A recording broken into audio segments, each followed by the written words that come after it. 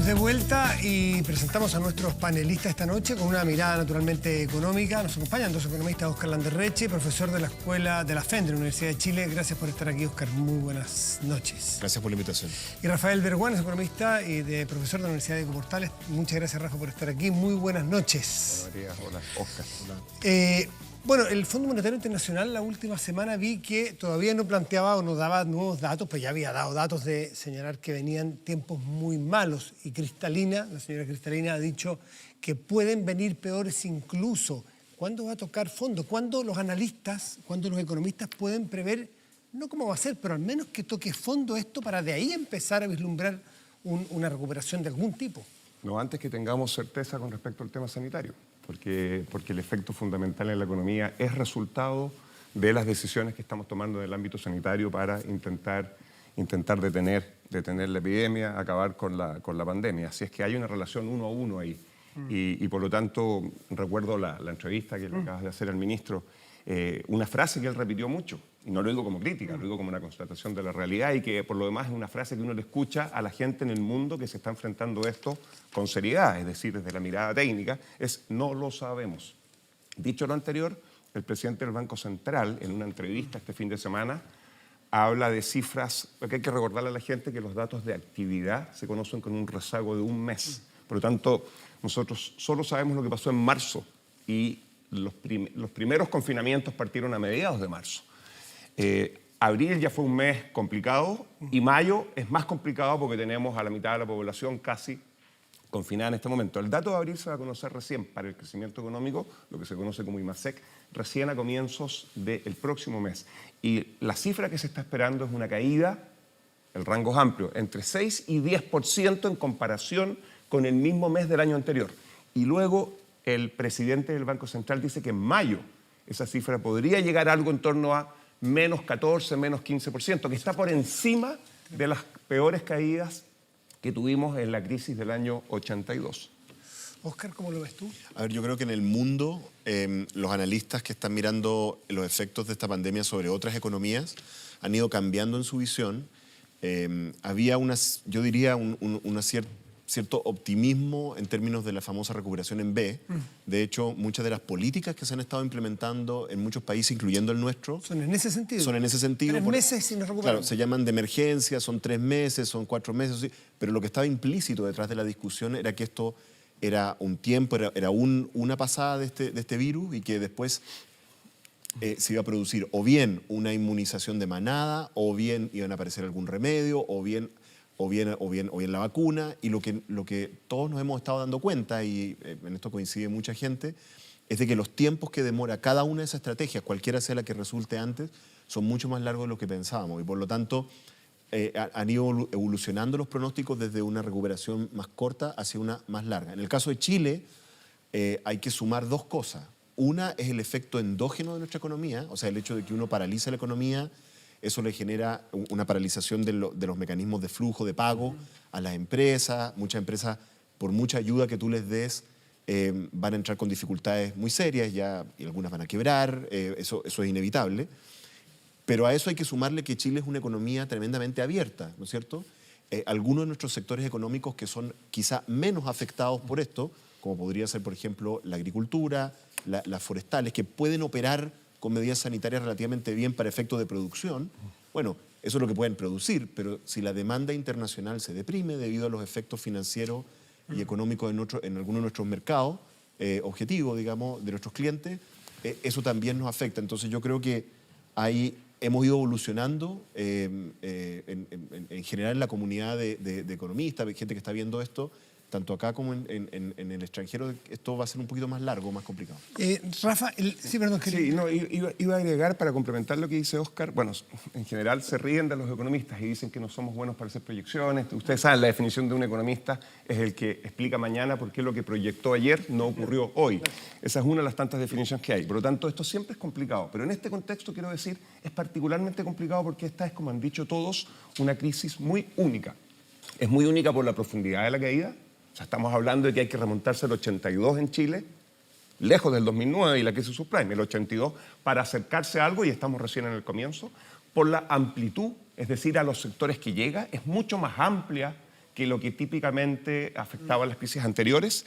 Tiene esta combinación sanitario-económico, en la que estamos paralizando la economía, cosa que tampoco ocurrió. El mercado financiero tiene tentáculos, si tú quieres, o brazos, si lo quieres poner en propositivo, que llega a muchos sectores, y por eso las crisis financieras son complicadas, como la del 2009, la del 82. Pero esto incluso es más amplio que eso. Y lo que estamos haciendo es evitando que haya una crisis financiera. Y hay una cuarta razón por la que esta crisis es bastante única, en el sentido de que es muy distinta a la del 2009, si tú quieres. Es peor. Y es que las condiciones en las cuales estamos como mundo, en general, son peores que las del 2008. Son peores porque, por ejemplo, China, el año 2009, en plena crisis subprime, China crecía al 9,5%. Este año se espera que crezca al 1,2%. Una economía que explica 40% de nuestras exportaciones de cobre.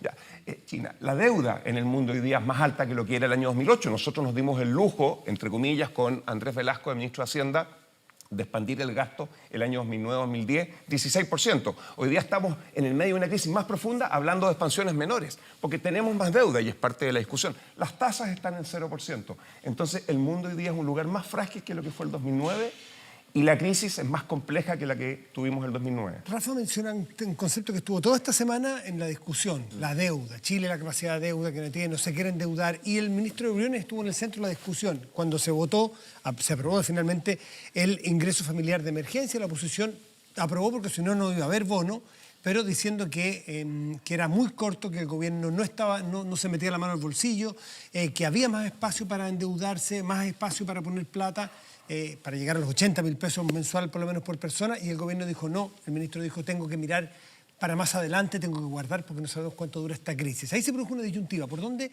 abordan ustedes esta discusión? A mí no me gustó esa conversación, tengo que ser muy franco. Me pareció una conversación poco franca, porque la verdad es que si uno simulaba las propuestas del gobierno y la de la oposición en torno a este ingreso, que repito, estamos hablando de 3 meses, la discusión era si era plano o si era decreciente, si era un monto, si eran 10, 20 mil pesos más. La verdad es que si uno simulaba lo que significaban los gastos adicionales, no movía mucho la aguja de la deuda. millones de dólares.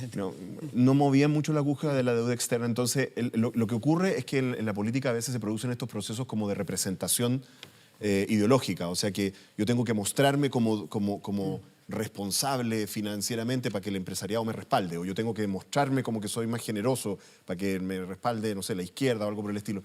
Yo creo que este es un momento súper poco apropiado para ese tipo de conversaciones. Me pareció poco franca. No dio el ancho la clase política. En general, tanto gobierno como oposición me parece que estaban buscando representar posiciones ideológicas con unos montos que no mueven la aguja, y yo tengo una posición, tengo que decir muy franco, yo he estado defendiendo esta posición en distintos medios, no me dio muy bien en instalarla, para ser súper sincero. Yo siento de que tanto el gobierno como oposición siguen en el fondo de su cabeza con la hipótesis de que esto es una crisis transitoria de 3 a 6 meses y de que la discusión es cuán generosos vamos a ser con las medidas de emergencia o si las tenemos que alargar o mejorar o hacer más generosas. Yo tengo la impresión de lo que hemos estado aprendiendo como país. Un concepto que usó el ministro en la conversación anterior, habló de una pandemia administrada. Eso estamos hablando de una situación en que estos brotes van a volver, vamos a tener que estar administrando esto constantemente y por lo tanto tenemos que pensar en cómo generamos una economía de pandemia por unos años. Una economía de pandemia, una economía que funcione lo más posible, dado que vamos a tener que estar administrando esta pandemia. No vamos a poder estar pagándole, ingresos de emergencia a la gente por años y años. Eso no es posible, entre otras cosas, no solamente no es posible financieramente, no es posible psicológicamente. No funciona la gente así. Por lo tanto, creo que esa conversación era una conversación en que se centralizó en un monto muy pequeño, una representación política de posiciones que en realidad no movían mucho la aguja, y esta otra posición más estratégica de mirar más allá de los 3 meses, todavía no la estamos teniendo. Y yo creo que eso de generar una economía de pandemia, ¿qué es lo que uno tiene que hacer como Estado? ¿Qué es lo que uno tiene que hacer como empresas para generar una economía de pandemia que funcione con la pandemia lo más posible? Eso no ocurre al tiro, y no es tan fácil. ¿Cómo viste tú la discusión? Sí, bueno, a ver, hoy día en la mañana yo escuchaba... Prudentes y generosos. Sí, hoy en la mañana escuché una entrevista a Daron Acemoglu, que es un economista que Oscar conoce muy bien, dirigió su tesis y probablemente va a ser premio Nobel más pronto que tarde, uno de los grandes economistas vivos. tipo bastante joven, de 50 y tantos años, que tiene algunos libros interesantes sobre desarrollo económico e institucionalidad. ¿Ah? ¿Y que mezclan economía y política. Y él ahí repetía una y otra vez la importancia de la confianza, porque él habla de la necesidad, y estoy pensando un poquito, Óscar, en cómo vamos a salir de esto. No cómo vamos a salir en términos de con qué herramientas nos van a sacar, sino que qué vamos a hacer en el futuro cuando esto haya quedado atrás. Porque todos esperamos que al final, si bien sea largo y profundo, termine siendo en cierta forma transitorio. Y él hablaba de la importancia de la confianza en democracias que tienen que fortalecerse, en lugares donde el Estado va a tener que cumplir un rol mucho más activo. Y yo creo que una de las lecciones que surge de esta crisis, que nuevamente puede ser de perogrullo para algunos, y es que es en momentos como este que nos damos cuenta, evidente, ¿no?, de la importancia del Estado y que la mano invisible no resuelve las crisis, menos cuando son de la magnitud de esta, o cuando algunos todavía sigan en esta pelea media dicotómica entre puro Estado o puro mercado.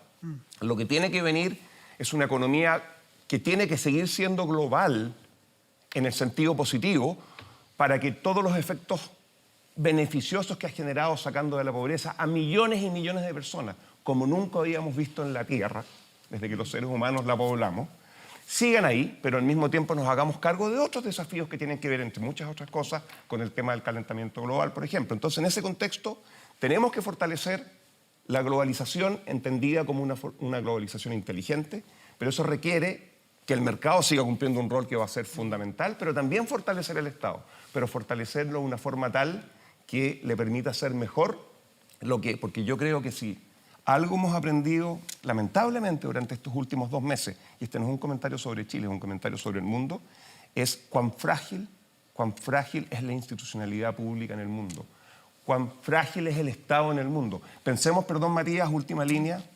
Bueno, perdón, y esto por lo tanto requiere, exige que la gente tenga confianza en el Estado, pero la confianza no existe si no hay cohesión social, que tiene que venir primeramente desde el mundo político, que es donde se genera el debate, la deliberación. ¿De acuerdo? Entonces, tú me preguntas a mí, ¿me gusta el debate que se ha generado en el último tiempo? Me carga, porque creo que lo único que hace por peleas chicas, de uno y otro lado eventualmente, es castigar la confianza e impedir que salgamos de esta crisis institucionalmente fortalecidos. Óscar, yo lo escuchaba mucho antes del COVID, de haber sido el año pasado en la radio, cuando hablabas tú de que lo que hacía falta a este país es un gran acuerdo público-privado, de un acuerdo que tú mencionaste, creo que Nueva Zelanda o Irlanda, no sé qué país fue el que lo hizo, y ahora se hace más urgente este mega acuerdo de país. Hay muchos ejemplos. No solo derecha o izquierda, esto es mucho más amplio. En general, los países que pasaron de ser países, bueno, Chile fue un país pobre, pasaron a ser países de clase media mundial y después llegaron al desarrollo, que son estas Nueva Zelanda, Finlandia, Irlanda, siempre se llaman Landias por lo menos.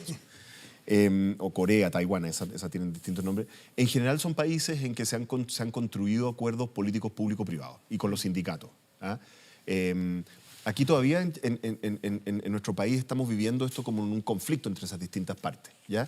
Y francamente no sé si se conocen demasiados casos de países que hayan recorrido ese camino sin esos acuerdos. Ahora, es cierto que en cada uno de los países esos acuerdos han sido distintos. O sea, no se armaron de la misma manera ni Corea que en Nueva Zelanda. Y también es cierto de que muchos de esos países lo hicieron bajo amenaza de algo, en ocasiones de guerra, no sé, por Irlanda era si existían como país o no, ¿te fijas? Yo siento que la única cosa como positiva que tienen estas crisis terribles es que incentivan que pueden aparecer, pero no lo garantizan. Así como hay todos estos países exitosos que lograron construir su acuerdo, está lleno de casos de desarrollo frustrado. Hay un libro muy famoso sobre Chile, sí. ¿no es cierto? Entonces, del siglo pasado, antepasado. Bueno, el ser humano es el único animal que tropieza 3 veces con la misma piedra. Entonces, yo creo que eso es necesario, pero no es evidente que va a ocurrir. Por ejemplo, en este momento vamos a tener que generar transformaciones más o menos importantes de nuestro sistema productivo, de hartas partes de nuestro sistema productivo, para poder generar esta economía de pandemia. De pandemia administrada, ¿no es cierto? Que hay brotes, los baja, cuarentena, sube. Vamos a tener que generar una expansión muy significativa, por ejemplo, de las obras públicas, que hasta el momento más bien nos han dicho que las van a detener. Y vamos a tener que hacerlas de una manera que sea sanitariamente funcional, que funcione desde un punto de vista sanitario. Eso requiere meterle cabeza, un poquito de ingeniería industrial a los temas.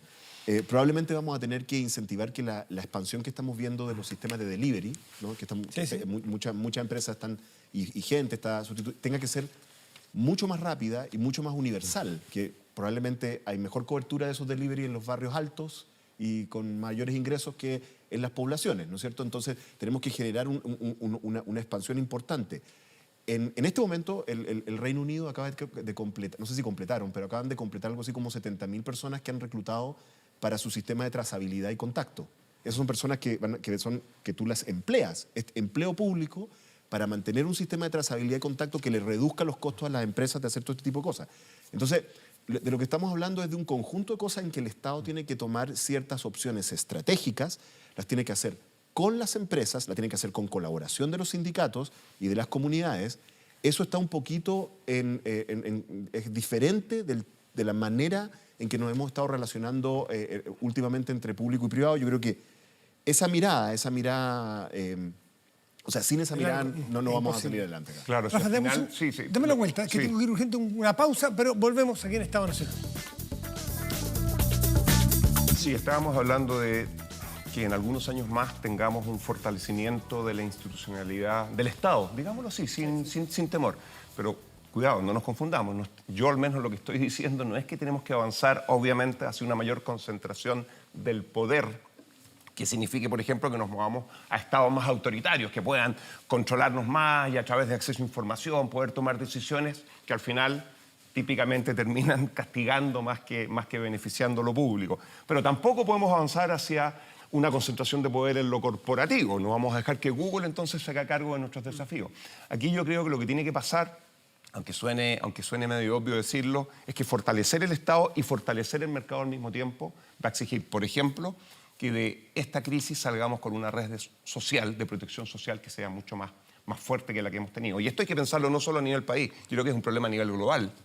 Y también salgamos con capacidades técnicas que hayan sido fortalecidas y miradas desde lo global. Así como cuando uno enfrenta crisis en un país, este es un tremendo desafío, es fácil decirlo desde acá, pero así como uno cuando está en un país uno dice, mira, estos problemas son problemas públicos y no pueden quedar en manos de las empresas. Las empresas cumplen fines que son privados y que no siempre conversan con el interés público, y eso no tiene nada malo, así funciona el mundo.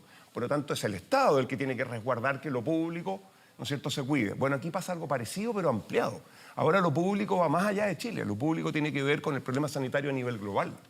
Tiene que ver, imagínate llegar a esos acuerdos. Entonces, yo creo que se nos vienen épocas en las que nuestros alumnos van a tener la posibilidad de pensar temas que hace varias décadas habíamos dejado un poquito de lado y que son tremendamente desafiantes hacia adelante intelectualmente y en términos de política pública, pero si somos capaces de asumirlos, vamos a pegarnos un nuevo salto relevante, un nuevo estadio de desarrollo a nivel global que va a permitir que la gente esté mejor. Educan, que están en las universidades, imagino que ya tienen que reiniciarse, no solamente los sistemas si es presencial o online, sino que educan, porque claramente lo de hace 6 meses y hoy día es totalmente distinto. Pero hay algo que no cambia.